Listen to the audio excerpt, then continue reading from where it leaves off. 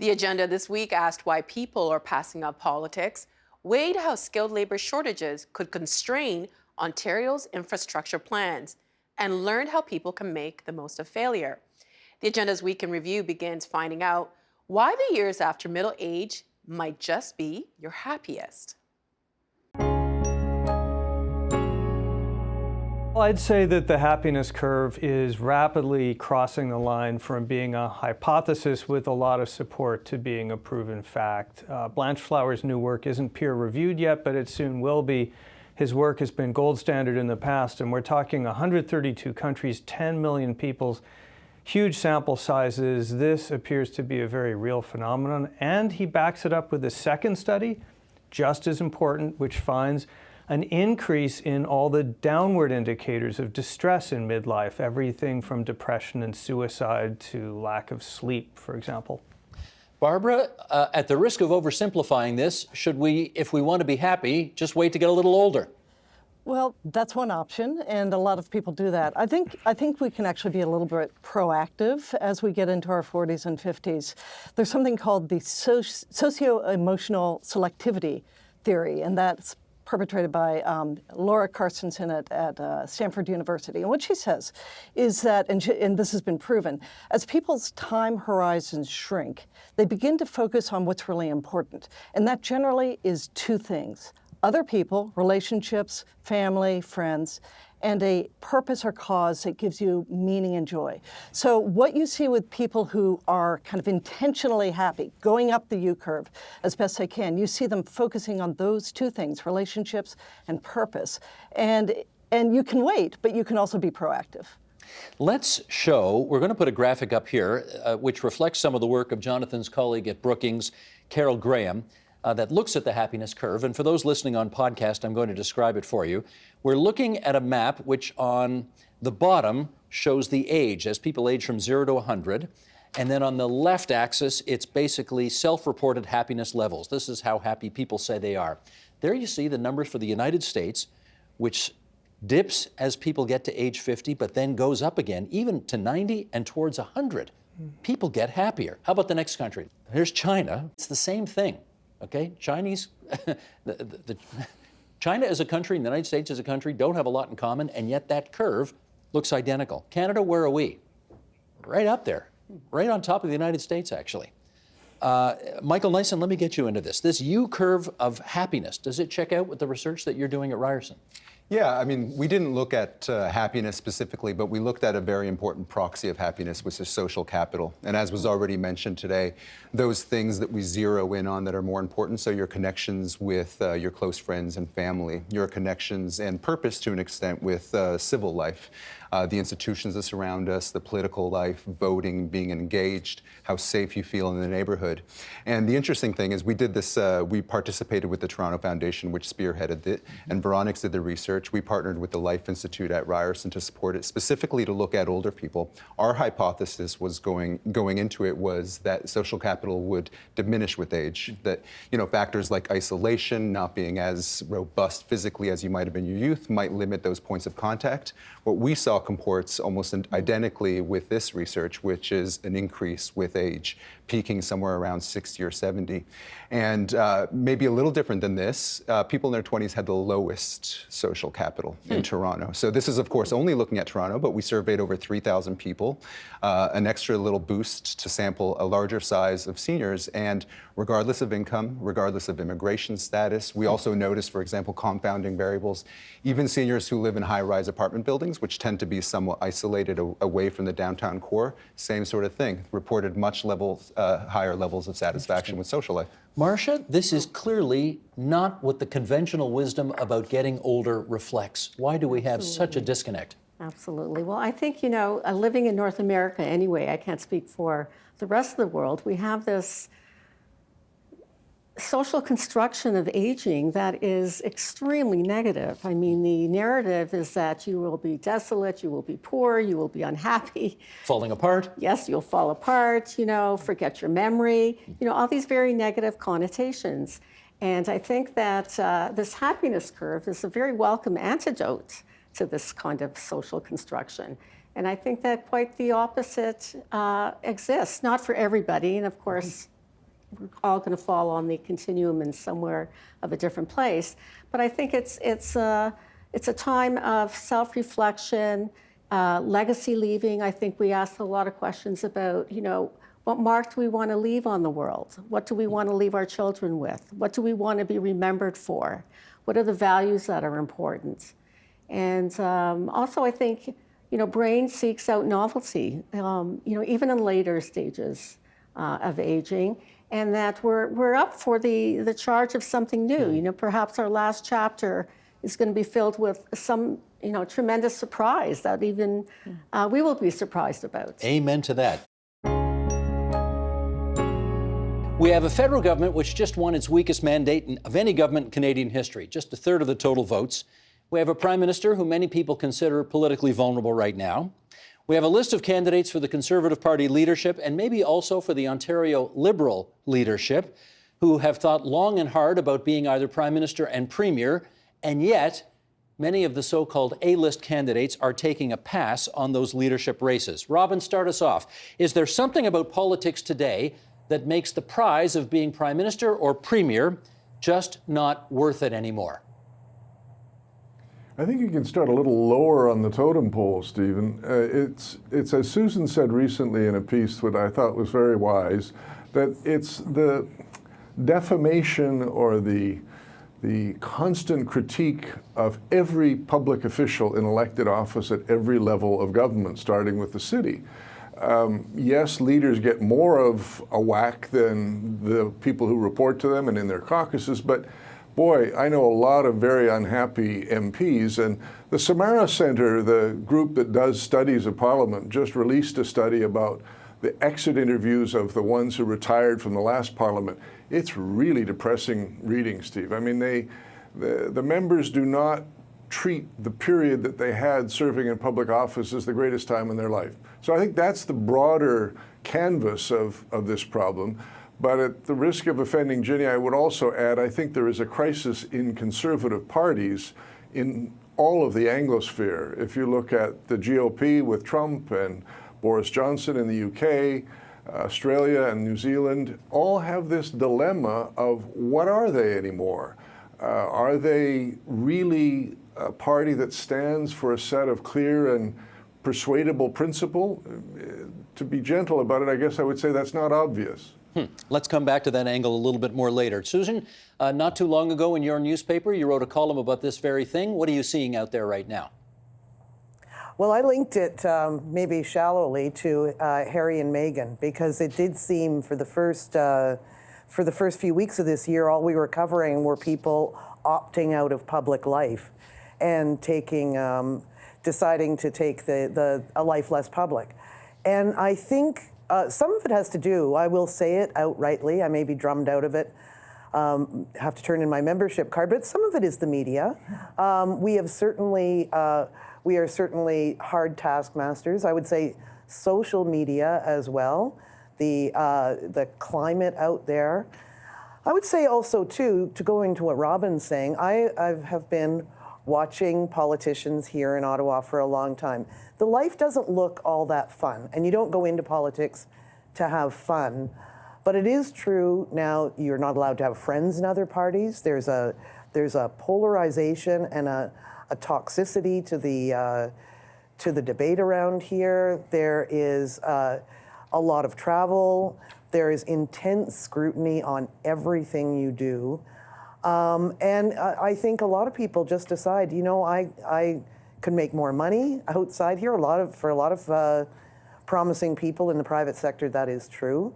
I'm allowed to have friends in other parties. And I'm not going to be cringing every time I look at social media and finding out that I am the devil incarnate or whatever else people say about politicians on there too. So I think there's a combination of factors that have made everything about it unappealing and very little about it appealing. Ginny, just before I get you to weigh in, let me just read an excerpt of the aforementioned column that Susan wrote not too long ago.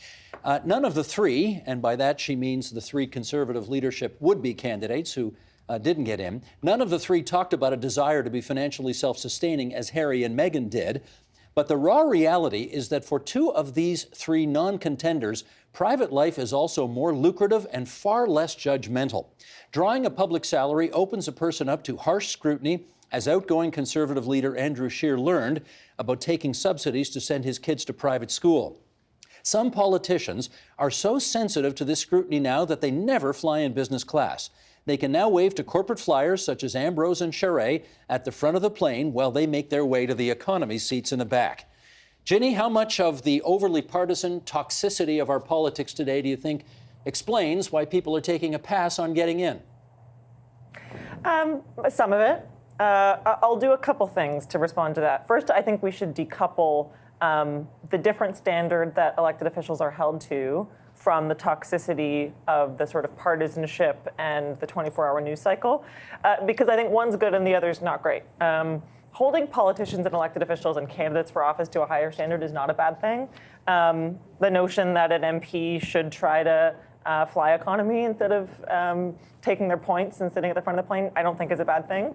And having politicians be aware of that and really hyper-conscious of how they appeal to the average person is also not a bad thing. So that's 'twas ever thus, and I think that's okay. I think that's good. Some of the toxicity that exists in Ottawa, and I think less so at legislatures across the country, I think it's particularly bad in Ottawa, between partisans has changed, and that is for the worse. And the media piece, the sort of scrutiny piece, has changed because of the nature of social media, and not just social media, but what it's done to the news cycle and this sort of 24/7, 24-hour news cycle of always on.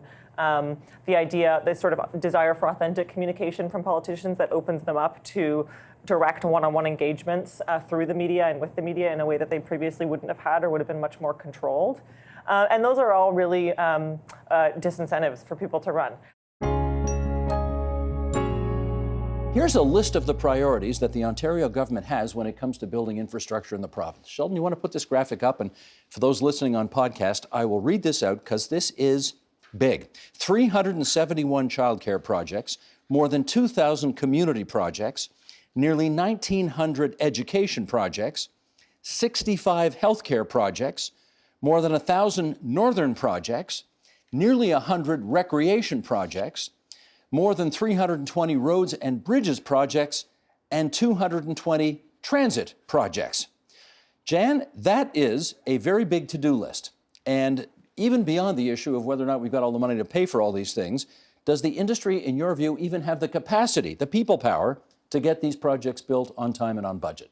We absolutely do not. And this has been a topic we've been paying a very, very close attention to through our construction members since 2016. We actually did a report back in 2016 trying to forecast the talent gap in construction. And we found that we needed 146,000 workers in construction. That's a generation of jobs. 27,000 of those were replacing retirements, 119,000 net new jobs. And that's just for the infrastructure projects that had been announced up to 2016. Since then, we've had Ontario Line and a number of other major projects added to the list. 146,000 jobs is what we need?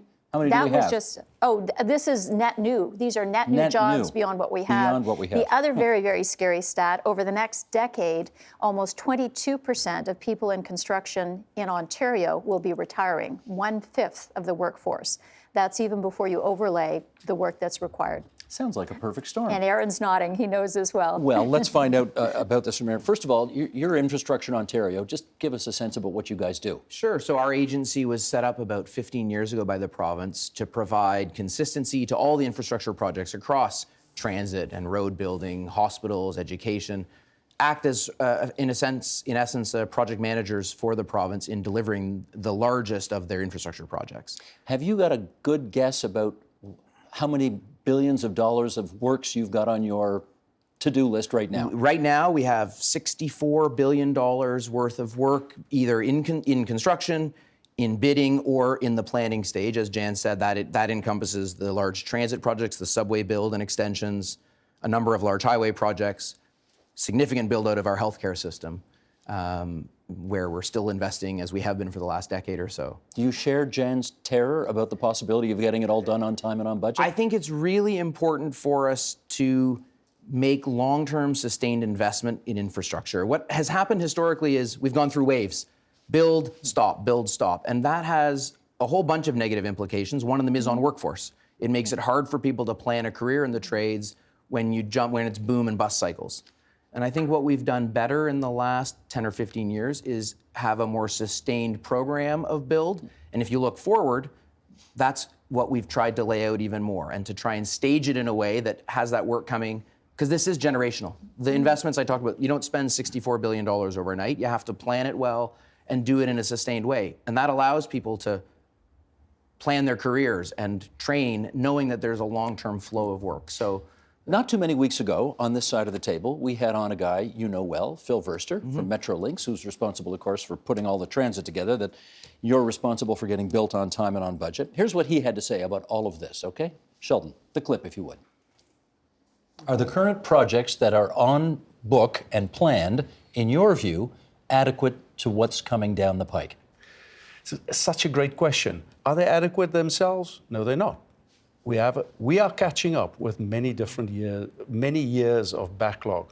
They are a fantastic start, and I got to be honest with you, it's about as much as what the market can sustain. The infrastructure market worldwide is extremely competitive, and we have a real challenge to attract the right bidders, the right infrastructure, the right knowledge, the right expertise to the region to come and build it.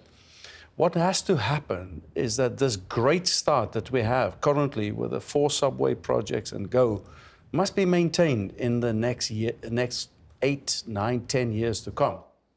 Sharita, let me follow up with you. You heard Phil say what the mission is. Do you think we've got in place right now what we need to make sure that that momentum continues 8, 9, 10, 12, 15 years down the road? I think we have the right bones in place. Now's the idea in order to feed it, to make sure that the momentum continues, but not just that, but to make sure that we're learning from the experiences, the projects that have just recently been completed, and then ultimately continuously innovate in order to ensure that we are going to meet that very ambitious mandate that Phil just mentioned. And I say this from a variety of different perspectives. Yes, we're going to talk about the issues associated with getting skilled trades into to actually construct these projects. But there's also an operation and management consideration that goes over the long-term life cycle of these assets. And that is very much the big unknown at this juncture. But in many ways, if you or I would get into a subway system, we want to ensure that it's going to be reliable, safe, and get us to where we need to be. Well, to that end, all right, you've heard the challenge afoot. The Ontario line, which is this new multi-billion-dollar subway line, supposed to start at the Science Centre and go all the way down to Ontario Place in Toronto, supposed to be done in 7 years. Given what you know about all of what we've talked about here so far, is that feasible? I think a lot's going to need to happen right now in order to ensure that we have the capabilities to deliver in 7 years, at least when it comes to being able to have the first phases of that Ontario line up and running. Not all failures are created equally. We have one word to describe a huge range of causes and consequences. So on one end of the spectrum where the huge consequences, what Amy Edmondson, Harvard professor, put the causes of failure on a spectrum from blameworthy to praiseworthy. You know, the blameworthy, inattention, moral lapse, huge consequence failures, the disasters, reputation ruining, life altering catastrophes. Obviously, we want to avoid those at all costs. You know, no one's disagreeing with that. But then on the other side of the spectrum, you have kind of the smaller consequence, perhaps praiseworthy failures where we're taking a risk, we're trying something new, we're experimenting, testing hypotheses. We even want to create room for those kinds of failures in pursuit of learning and innovation. And yet we call all of those things failures. I think it's interesting because we have this one word described this huge range of causes and consequences, and I think dealing with failure well, creating a healthy and productive relationship with failure requires a more nuanced language for talking about different kinds of failures differently. So if we shouldn't call all of that failure, what do you want to change the nomenclature to differentiate between the failure that actually can lead to success or be more constructive? Yeah, and I think I like the term experimentation, almost in a scientific notion in the way that we can know we're taking on a really difficult problem, and we can figure out the pieces that we don't know or where it's likely to to go wrong and test those assumptions or try to design our experiment so that it's really small, so if there are consequences that they're contained. And then we figure out the surprises early. So the job, and I'm quoting a friend who works at the design firm IDEO now, named Sean Hewins. He talks about getting really good at learning from the small F failures so that we never get to the big F failures. Where you're out of business. Exactly. Yeah. So I totally agree with the author of that piece where, yeah, it's not about celebrating or embracing failures. Too often my work gets misunderstood as that. I get that we want success. Obviously, we're going for success. But to address some of the more complex challenges that we're facing requires that risk-taking and that innovation and that experimentation kind of failure, the practice and the ability to test those big ideas on a small scale where the consequences are contained. So who comes to you for advice? I mean, fortunately for me, business-wise, failure is not picky about who it strikes. So I've worked with governments, with nonprofits, with private sector companies, foundations, all around the world. And really. what do they ask you to do?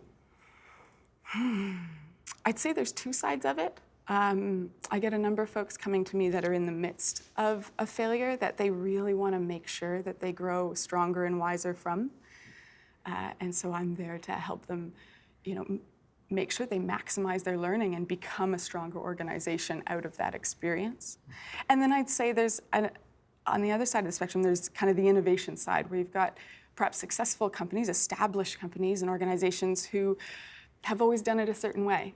And all of a sudden they're realizing with the pace of change of the world that they might need to try something new and they're struggling with that fear of failure. Or perhaps, they've had one setback and now they're kind of stuck where they had a big failure trying something new and they're thinking never again, they recoil, but also at the same time recognize that to move their organization into the future, they have to be willing to take these risks and get, I guess, a little bit more comfortable with the inevitability of failure. That's just some of what we covered this week on the agenda. For more, including the full versions of each of those, you can visit our website, tvo.org, our YouTube channel at youtube.com/theagenda, or our Twitter feed, twitter.com/theagenda. The Agenda with Steve Paikin is brought to you by the Chartered Professional Accountants of Ontario. CPA Ontario is a regulator, an educator, a thought leader, and an advocate. We protect the public. We advance our profession. We guide our CPAs. We are CPA Ontario. And by viewers like you. Thank you.